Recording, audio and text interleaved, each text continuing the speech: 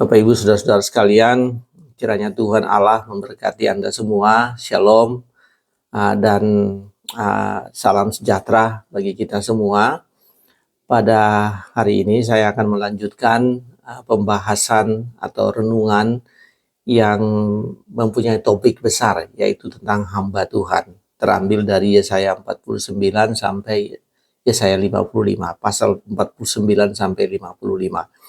Kalau Anda lihat di Alkitab Anda, maka Yesaya 49 sampai 55 ini topik besarnya hamba Tuhan. Kemudian di setiap pasal itu ada penekanan-penekanan khusus. Atau di setiap perikop ada penekanan-penekanan khusus dari topik besar tentang hamba Tuhan. Nah, saudara sekalian, pada episode sebelumnya dalam renungan kita ini, saya menyampaikan tema dari pasal 49 ayat 1 sampai 7, yaitu tentang hamba Tuhan sebagai pribadi, namun persekutuan itu juga adalah hamba Tuhan. Israel pada zaman Perjanjian Lama, Israel adalah hamba Tuhan, dan setiap orang yang percaya kepada Tuhan itu adalah hamba Tuhan. Namun di Perjanjian Baru di zaman kita sekarang, kita sebagai hamba Tuhan percaya kepada Tuhan Yesus Kristus, dan kita yang hidup dalam persekutuan. Jadi persekutuan itu adalah hamba Tuhan, kita adalah hamba Tuhan. Nah, saudaraku, pada bagian kedua ini kita akan melihat dari Yesaya 49 ayat 8 sampai dengan ayat 13 yang menekankan dimensi lain atau aspek lain dari hamba Tuhan, yaitu bahwa hamba Tuhan itu hidup di dalam perjanjian dengan Tuhan. Nah, sekali lagi, hamba Tuhan sebagai individu itu hidup dalam perjanjian dengan Tuhan. Dan hamba Tuhan sebagai persekutuan atau kita sebagai persekutuan hidup dalam perjanjian dengan Tuhan. Nah, saudara sekalian, ada dua bagian dari Yesaya 49 ayat 8 sampai 13 ini, ada dua bagian. Yang pertama, kita akan melihat itu dari ayat 8 dan sampai ayat 9 yang menekankan tentang perjanjian itu. Nah, saudara, saya ingin menjelaskan kepada Anda sebelumnya mengenai perjanjian yang kita temukan di dalam Alkitab antara Allah dengan kita sebagai manusia. Nah, dalam kehidupan sehari-hari kita memiliki perjanjian ya antara dua parti atau dua pihak. Pada level yang paling bawah kita sering sampaikan itu keinginan atau letter of intent ya.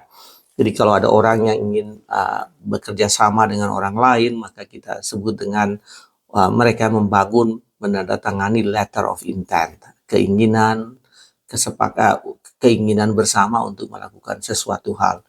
Kemudian di atas letter of intent itu ada yang disebut dengan MOU, Memorandum of Understanding, dan itu dua pihak mempunyai ikatan. Kemudian dua pihak itu memiliki tanggung jawab.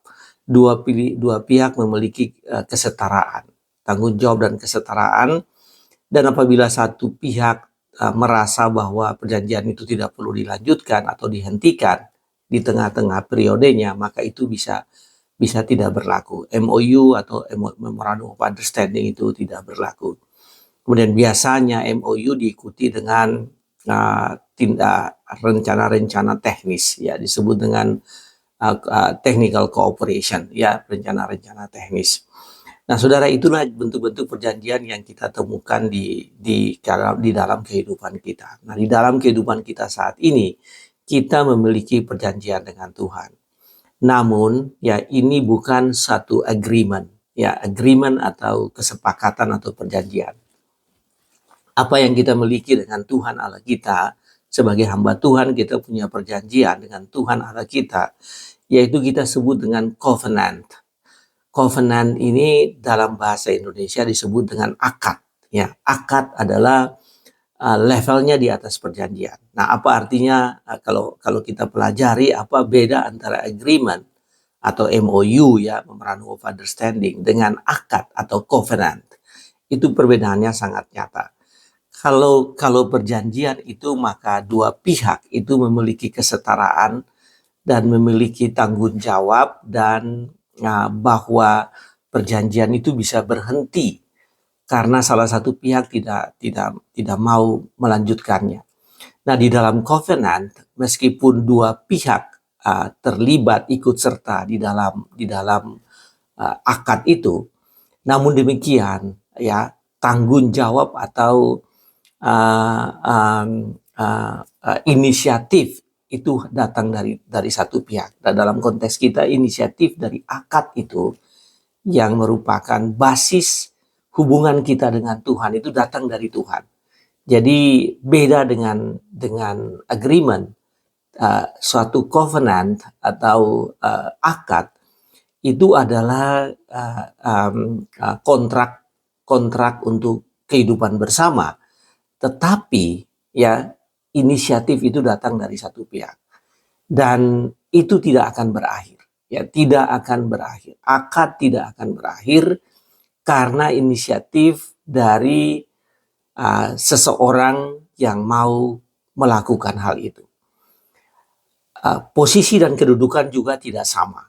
Ya, kalau di dalam perjanjian itu posisinya sama, tetapi dalam akad itu posisinya tidak sama. Yang memiliki inisiatif mempunyai kedudukan dan posisi yang sangat berbeda dengan pihak yang diikutkan sebagai pelaku di dalam akad itu. Nah, itulah beda. Saudara sekalian bisa bayangkan bahwa kita, siapakah ini kita? Kita ini mempunyai kedudukan yang sebagai pencipta, sebagai yang diciptakan, sebagai ciptaan Allah. Namun Allah yang pencipta itu mau melakukan perjanjian dengan kita atau akad dengan kita, ya, covenant dengan kita. Karena memang kita mempunyai kedudukan yang berbeda. Tapi Allah mempunyai inisiatif, mempunyai keinginan, mempunyai niat untuk melakukan kontrak dengan kita, kontrak kehidupan dengan kita. Dan kontrak kehidupan kita itu adalah inisiatif dari Allah. Sebagai hamba Tuhan, kita mempunyai kontrak dengan Allah. Sebagai persekutuan, kita mempunyai kontrak dengan Allah. Dan saudara, mari kita lihat kebenaran firman Tuhan tentang hal itu. Yang pertama, saudara-saudaraku, kalau kita baca dari ayat 8 dan ayat 9, Yesaya 49 ayat 8 dan 9, demikian bunyinya, yang menjadi dasar bagi yang kita sebut dengan siapakah kita ini sekarang. Apakah status kita sekarang ini. Demikian bunyinya. Beginilah firman Tuhan. Pada waktu aku berkenan, aku akan menjawab engkau. Dan pada hari aku menyelamatkan, aku akan menolong engkau. Engkau telah membentuk, aku telah membentuk dan memberi engkau menjadi perjanjian bagi umat manusia. Saudara, itu dari ayat 8. Ayat 8 mengatakan pada saatnya aku akan menyelamatkan engkau. Ini kondisinya Tuhan atau nubuat yang disampaikan oleh Yesaya atau firman Tuhan yang disampaikan melalui Yesaya kepada orang-orang Yehuda ya yang nantinya akan dibuang di Babilonia, di Median dan Persia. Dan Tuhan mengatakan pada waktunya nanti aku akan menjawab engkau. Pada hari aku berkenan, aku akan menyelamatkan engkau. Aku akan menolong engkau. Kemudian dikatakan ini frasa yang menjadi penekanan bagi kita. Aku telah membentuk dan memberi engkau menjadi perjanjian. Aku telah membentuk dan memberi engkau menjadi perjanjian bagi umat manusia. Nah, saudaraku, kalau sebelumnya ya perjanjian antara Allah dengan Adam, perjanjian Allah dengan Abraham, perjanjian Allah dengan Yakub, ya dengan Ishak dan Yakub, dengan Nuh, ya adalah perjanjian-perjanjian di mana Allah memberikan perjanjian itu kepada tua-tua Israel ini, dan kemudian yang menjadi subjek adalah mereka sendiri, dan yang menjadi objek adalah sesuatu hal ya, seperti Tuhan melakukan perjanjian dengan Adam. Tuhan mengatakan bahwa bumi dan segala isinya ini menjadi tanggung jawab kamu. Jadi itulah yang disebut dengan covenant atau perjanjian itu, isi dari perjanjian itu. Ketika dengan Abraham, Allah mengatakan, aku memanggil kamu keluar, keturunanmu akan diberkati. Ya, jadi keturunan Abraham atau orang-orang Israel itu menjadi umat pilihan Tuhan. Itu adalah perjanjian. Bangsa yang spesial, itu adalah perjanjian. Kemudian dengan Nuh, Tuhan berkata bahwa air bah tidak akan terjadi lagi. Itu adalah perjanjian. Dengan Daud, Tuhan mengatakan bahwa engkau diberkati, keturunanmu akan memerintahkan Yerusalem, dan puncaknya bahwa keturunan Daud menjadi penyelamat bagi dunia ini, yaitu Tuhan Yesus Kristus. Nah, saudara-saudara sekalian, itulah perjanjian yang dilakukan pada perjanjian yang terjadi antara Allah dengan umat manusia. Nah, setelah Daud, setelah orang Israel ini dibuang ke Babilonia, dan setelah mereka diselamatkan, dikembalikan ke Yerusalem, apa yang terjadi? Tuhan mengatakan begini, bahwa aku telah membentuk dan memberi engkau menjadi perjanjian. Menjadi perjanjian bagi umat manusia. Jadi engkau itu sendiri selain subjek atau pelaku perjanjian yang inisiatifnya datang dari Tuhan, engkau sendiri adalah perjanjian itu. Jadi engkau adalah perjanjian itu bagi umat manusia. Jadi Yehuda atau Israel mempunyai peranan sebagai subjek perjanjian, tapi juga objek perjanjian bagi seisi dunia ini, bagi umat manusia. Jadi engkau adalah perjanjian bagi umat manusia. Saudara sekalian, kemudian pada ayat lanjutan dari ayat 8 ini menekankan tentang tujuan dari perjanjian itu. Sekali lagi saya ingin membacanya, aku telah membentuk dan memberi engkau menjadi perjanjian. Jadi engkau adalah objek dari perjanjian itu. Dan engkau adalah pelaku dari perjanjian itu. Yang inisiatif perjanjiannya datang dari Tuhan. Apa tujuannya? Tujuannya itu di dalam ayat 8 mengatakan demikian. Untuk membangun bumi kembali. Untuk membagi-bagikan tanah pusaka yang sudah sepi. Dan untuk mengatakan kepada orang yang terkulung, keluarlah. Dan kepada orang yang ada di dalam gelap, tampillah. Nah, saudara sekalian, secara eksplisit dikatakan itu adalah 3 tujuan dari perjanjian tersebut. Yang pertama itu bersifat tata kelola pemerintahan, governance, karena dikatakan untuk membangun bumi ini kembali. Yang kedua itu bersifat sesuatu yang bersifat sosial, ya, dikatakan untuk orang-orang, untuk membagi-bagikan tanah pusaka yang sudah sepi. Jadi satu reformasi, kalau yang pertama tadi reformasi secara governance, secara tata kelola kehidupan kemanusiaan. Yang kedua adalah untuk menduduki bumi ini kembali, untuk membangun settlement di tanah-tanah yang sepi, yang sunyi. Jadi ini satu reformasi secara sosial. Tetapi yang ketiga yaitu reformasi secara rohani, ya, reformasi secara spiritual. Karena dikatakan demikian, untuk mengatakan kepada orang-orang yang terkurung, mereka yang terkungkung dan terkurung, keluarlah, come out dari keadaan yang terkurung itu. Dan kepada orang-orang yang ada di dalam gelap, mereka yang hidup dalam gelap, kegelapan, tampillah, be free, jadilah bebas dari kehidupanmu. Jadi inilah tanggung jawab secara sosial atau tujuan secara sosial dan spiritual. Reformasi secara politik, tata kelola, reformasi secara sosial, dan reformasi secara spiritual. Kamu menjadi perjanjian itu untuk melakukan tanggung jawab tersebut. Dan saudara, memang terjadi setelah Nehemia kembali ke Yerusalem, Nehemia melakukan reformasi secara fisik, secara politik, secara tata kelola kehidupan pemerintahan, kemudian secara sosial ekonomi, dan secara spiritual. Kalau Anda membaca kitab Nehemia, maka janji Tuhan ini terpenuhi, bahwa perjanjian itu dilakukan, mereka kembali ke Yerusalem, dan pembaruan itu terjadi.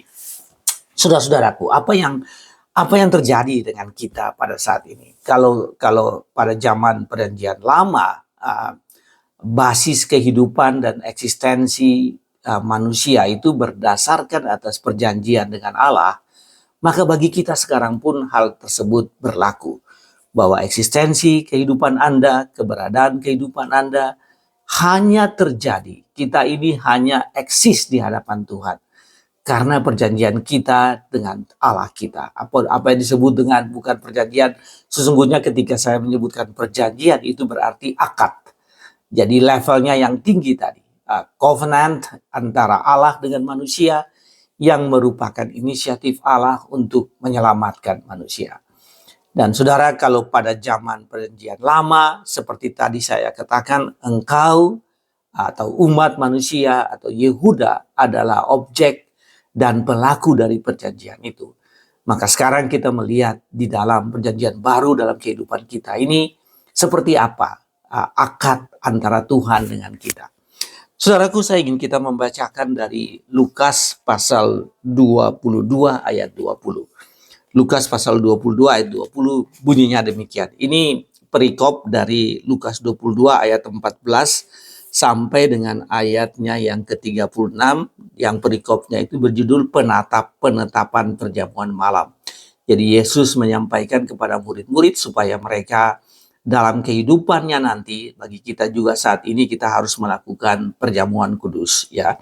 Dan itu dilakukan yang pertama kali, ya, disebut dengan perjamuan malam, masa atau saat sebelum Tuhan Yesus disalibkan, mati bagi penebusan dosa-dosa kita. Nah, saudara, di dalam Lukas 22 ayat 20 dikatakan demikian. Demikian juga dibuatnya dengan cawan sesudah makan. Jadi sesudah makan Yesus mengambil cawan, lalu Yesus mengatakan demikian. Cawan ini adalah perjanjian baru. Jadi cawan adalah perjanjian baru, New Covenant, perjanjian baru. Oleh darahku. Jadi perjanjian itu oleh darahku yang ditumpahkan bagi kamu. Nah, saudara sekalian, ini adalah perjanjian yang menjadi basis kehidupan kita, hubungan kita dengan Allah. Kalau sebelumnya perjanjian lama seperti apa yang tadi saya katakan, sekarang ini hidup Anda saat ini, hidup kita saat ini, yaitu berbasis pada perjanjian baru, New Covenant, oleh darahku. Nah, ini sangat berbeda, saudara sekalian, dengan perjanjian lama tadi, dengan perjanjian atau Old Covenant tadi. Yang New Covenant ini perjanjian baru oleh darahku yang ditumpahkan bagi kamu. Saudara perhatikan ayat-ayat ini. Ayat ini mengatakan begini, bahwa inisiatif perjanjian akad itu, New Covenant, itu dari Allah.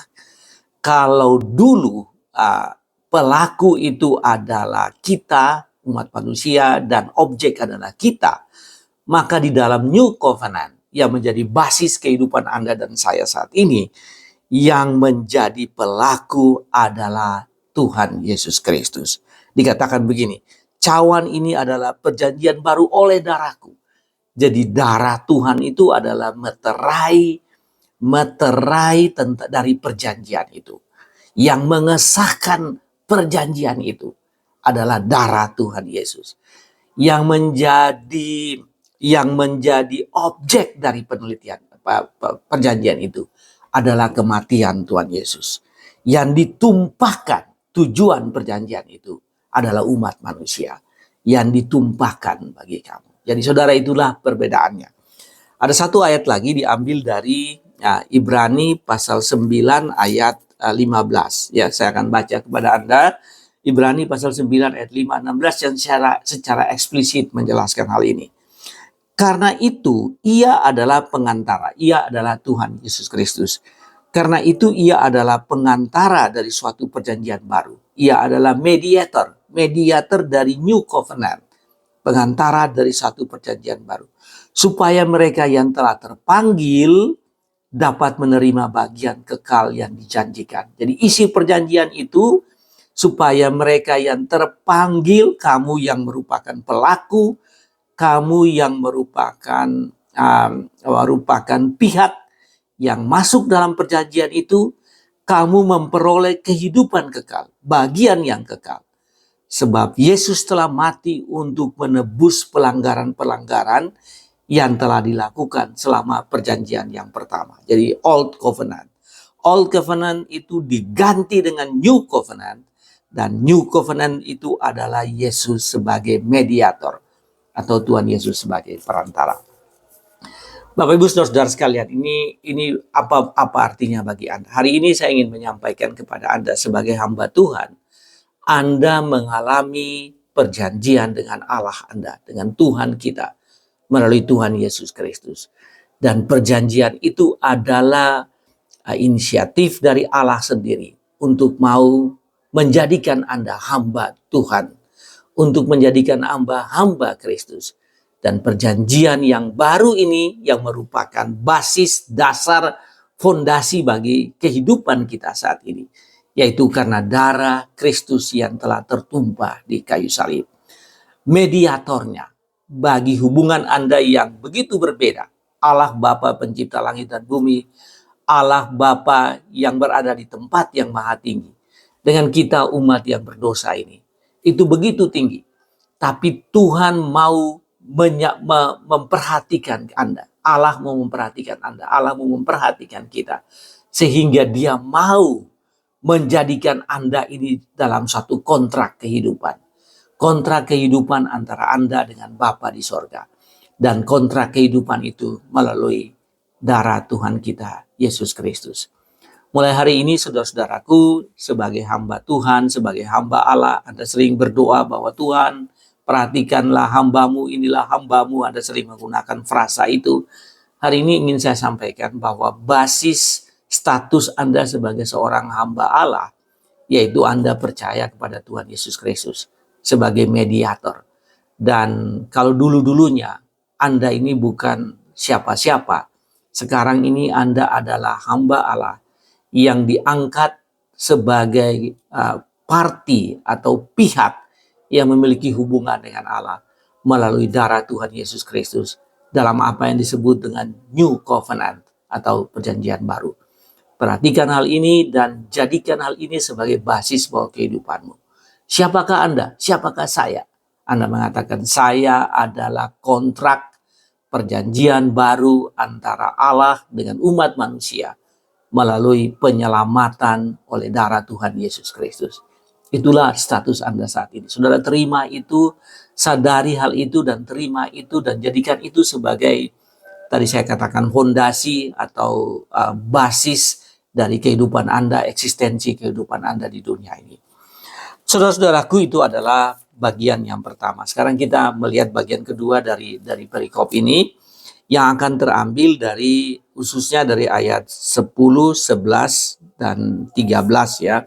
10, 11 dan 13 yang menyatakan bahwa ada konsekuensi atau follow up atau tindak lanjut dari perjanjian tersebut.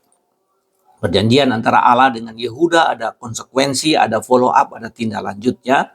Dan perjanjian antara Anda atau kita sekarang ini hidup di dalam kasih karunia Tuhan kita Yesus Kristus, ada konsekuensi tanggung jawab yang harus dilakukan oleh kita sebagai pelaku yang sudah disetarakan dengan Tuhan melalui darah Tuhan Yesus Kristus. Saudara sekalian, dikatakan di dalam ayat 10 begini, bahwa mereka tidak menjadi lapar atau haus, angin hangat dan terik matahari tidak akan menimpa mereka, sebab penyayang mereka akan memimpin mereka. Saudara, saya sangat senang dengan frasa ini ya. Mereka tidak akan menjadi haus, menjadi lapar, terik matahari tidak akan menimpa mereka, karena penyayang mereka akan memimpin mereka. Saudara, sebagai tindak lanjut dari perjanjian itu, maka Tuhan mengatakan begini, bahwa penyayang mereka, Alkitab mengatakan bahwa penyayang mereka, yaitu Tuhan Allah sendiri, akan memimpin mereka. Penyayang mereka, dan saya senang dengan frasa yang disebut dengan penyayang. Their lover, ya, kalau dalam kasus Anda sebagai pribadi, your lover will be with you, ya. Your lover will be with you. Penyayangmu akan memimpin engkau, akan memimpin kehidupanmu. Jadi sebagai tindak lanjut, yang pertama yaitu bahwa penyayang itu akan memimpin kehidupanmu. Ya, penyayang mereka akan memimpin hidup mereka. Itu yang pertama. Yang kedua, di sini dikatakan di dalam ayatnya yang 11 dikatakan bahwa penyayang mereka akan berjalan bersama-sama dengan mereka. Jadi penyayangmu akan berjalan bersama-sama dengan kamu. Kamu tidak menjalani kehidupan ini sendiri, tapi kamu akan menjalaninya bersama-sama dengan penyayangmu. Saudara, dikatakan begini, lihat ayat 11 ya, aku akan membuat segala gunungku menjadi jalan, dan segala jalan rayaku akan kuratakan. Jadi itu di dalam ayat 11 ini ingin mengatakan bahwa karena engkau adalah objek dari perjanjian itu, maka aku akan bersama-sama dengan engkau, memimpin engkau, tapi aku akan berada bersama-sama dengan engkau dalam perjalanan itu. Saudara, ini sangat luar biasa. Tuhan bersama-sama dengan umatnya dalam menjalani kehidupan ini. Tuhan berada bersama-sama dengan mereka. Kemudian yang ketiga diambil dari ayatnya yang ke-13 dikatakan, bersorak-soraklah hai langit, bersorak-soraklah hai bumi, dan bergembiralah dengan sorak-sorai hai gunung-gunung. Sebab, jadi kamu harus hidup dengan sukacita. Mengapa kamu harus hidup dengan sukacita? Sebab Tuhan menghibur umatnya dan menyayanginya. Jadi Tuhan menghibur. Tuhan menjadi Tuhan yang adalah penyayang itu bersama-sama dengan umatnya, berjalan bersama-sama dengan umatnya, memimpin umatnya, dan menghibur umatnya. Dengan kata lain, Bapak Ibu Saudara-saudara sekalian, sebagai tindak lanjut dari New Covenant, yaitu bahwa Tuhan tidak membiarkan umatnya itu menjalani kehidupan ini sendiri, tapi Tuhan bersama-sama dengan umatnya. Bapak Ibu Saudara-saudara sekalian, bagi kita saat ini, bagi Anda yang percaya kepada Tuhan Yesus Kristus dalam suatu kontrak akad yang baru, apa yang terjadi dengan kita? Allah mengatakan, Tuhan Yesus mengatakan, aku menyertai kamu senantiasa. Kalau di zaman perjanjian lama, Mazmur mengatakan bahwa Tuhan menjaga keluar masukmu dari sekarang sampai selama-lamanya. Di dalam perjanjian baru, Tuhan mengatakan, aku menyertai kamu senantiasa sampai ke ujung-ujung bumi. Ya, aku akan menyertai kamu senantiasa sampai ke akhir bumi ini, sampai ke ujung bumi. Saudara-saudara sekalian, apa artinya bagi kita? Bagi kita saat ini ada tindak lanjut, ada follow up, ada technical cooperation. Ya, tadi saya sebutkan kalau satu akad, satu MOU itu pada zaman sekarang harus ditindaklanjuti dengan hal-hal teknis, technical cooperation. Dan technical cooperation yang merupakan kelanjutan dari akad perjanjian kita dengan Allah melalui darah Tuhan Yesus Kristus itu apa? Yaitu bahwa Yesus menyertai kita. Bahwa dalam kehidupan ini kita disertai oleh Tuhan. Tuhan tetap menjaga kita. Melalui Roh Kudus yang dikirim menjadi penghibur, menjadi bagian dari kehidupan kita ini, Allah tetap bersama-sama dengan kita. Menjaga setiap langkah kita, menyertai kita, bersama-sama kita dengan kita dalam segala pergumulan yang kita hadapi. Tuhan tetap bersama-sama dengan kita. Mengapa? Karena itu merupakan yang disebut dengan tindak lanjut teknis dari satu basis perjanjian yang begitu kuat tadi. Tuhan tidak membiarkan kita, Allah tidak membiarkan kita, tapi sebagai hamba Tuhan, sebagai hamba-hamba Tuhan, Allah menyertai kehidupan kita. Saudara-saudara sekalian, ini apa artinya bagi kita? Firman Tuhan pada hari ini ingin menyampaikan bahwa ini sebagai take away message, bahwa Anda adalah objek perjanjian atau new covenant yang dimeterai dengan darah Tuhan Yesus. Jadi ini adalah status kita sekarang. Siapakah kita sekarang? Siapakah Anda? Saya adalah hamba Tuhan, Anda adalah hamba Tuhan yang merupakan hasil dari akad yang baru. New contract antara Anda dengan Allah Bapa di surga, di mana yang menjadi meterai, yang menjadi mediator dari kontrak itu adalah Allah, adalah Tuhan kita Yesus Kristus. Percaya pada hal itu.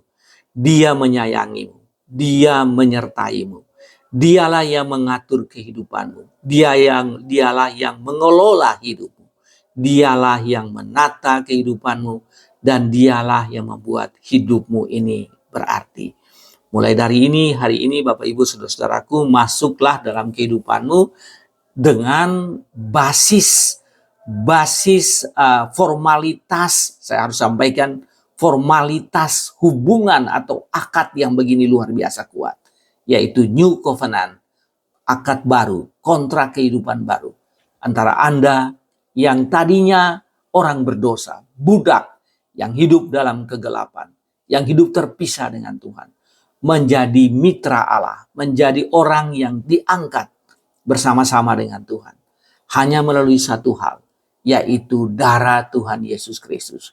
Kontrak yang baru sebagai meterai dan sekaligus Tuhan Yesus sebagai mediator kehidupan ini yang menyertai Anda senantiasa. Percayalah pada hal itu dan serahkanlah hidupmu kepada Tuhan sebagai hamba-hamba Tuhan di bawah New Covenant, di bawah akad kontrak yang baru, di mana Anda memiliki eksistensi keberadaan kehidupan ini yang selalu dijaga dan disertai oleh Tuhan Yesus Kristus. Tuhan berkati Anda semua. Amin.